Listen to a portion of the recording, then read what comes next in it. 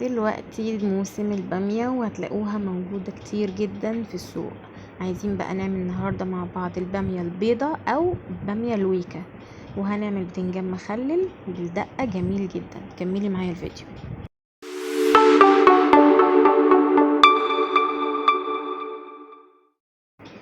الاول كده ننزل باللحمة او فراخ على حسب يعني براحتنا. المهم حاجة يكون ليها شوربة، بصل، ورق لورا وحبهان، ونسيبها بقى اول ما تغلي نوطي عليها النار ونسيبها لحد ما تستوي. نيجي بقى في حلة تانية بعد ما اللحمة كده تاخد لها غلوتين، نحط البامية ونفضل نزود في شوربة. تفضلي بقى تزودي في شوربة لحد ما تملي، يعني ايه، البامية تبقى عايمة كده على الوش، ما تبقاش بس شوربة كتير، يعني مكعبين مرقة. بعد كده هنعمل البتنجان. بقى نقلي البتنجان كده واسيبه لحد ما ايه، انا عايزاه يتحمر، مش عايزاه يبقى مجرد طري كده وشارب زيت، لا انا يتحمر كده. ويا ريت اول ما يخرج على طول اطلعه على في مصفى، نحطه في مصفى ينزل كل الزيت.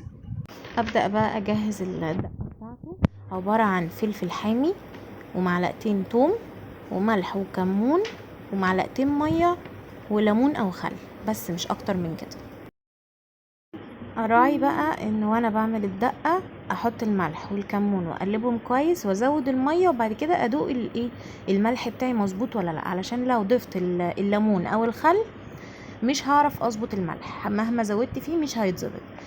لو تعرفوا يعني لما بنبقى يجيلنا ضيوف وبنعمل ليمون، بنلاقي الامهات بتدوب السكر الاول وتقعد تقلب فيه كده مع الميه وبعدين تنزل بالليمون، لان الخل والليمون بيمنعوا ذوبان الملح والسكر. عشان كده نظبط الملح وبعدين نعمل الليمون او الخل.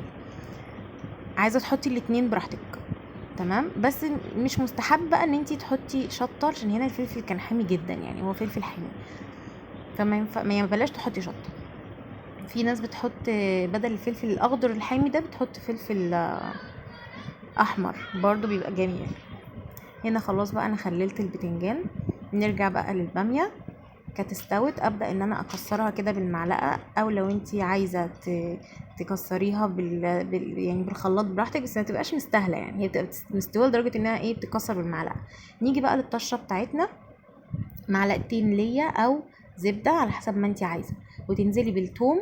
واول ما تلاقي الثوم خلاص داخل في التحمير تديله معلقه كزبره ناشفه، واول ما الكزبره دي تشمي ريحتها والثوم خلاص يتلون على طول تطشي الباميه. هتدوقي بقى حاجه خيال بجد، ما شاء الله جميله وقوامها مناسب جدا. لو انت هتشربيها كانها شوربه ممكن تخففيها شويه، لكن لو انت هتغمزيها بقى بعيش محمص، لا خليها تقيله احسن.